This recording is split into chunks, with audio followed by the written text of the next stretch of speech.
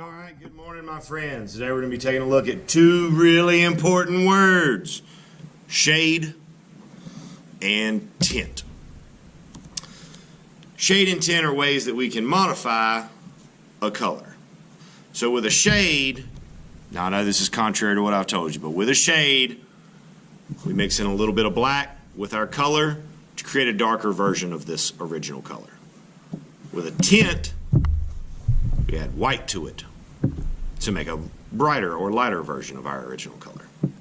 I'm choosing to do this with oil pastels instead of paints because you guys are going to be doing it with oil pastels instead of paints to begin with. Now with a shade, this is the one where we have to be really, really careful. So when we create a shade, we want to color very, very lightly with our black. Because if we go full scale hard as we can, that's not really going to mix very well. It's going to be like that situation of multiplying by zero. You always get zero.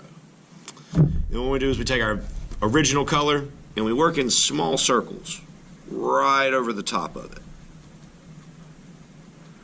Right over the top. And as we do that, it's going to give us the kind of a darkened, grayed out version of the color. Now if we go over this where we did really, really heavy dark with the black, we'll get some mix, but it becomes very difficult to tell that we're looking at the blue color.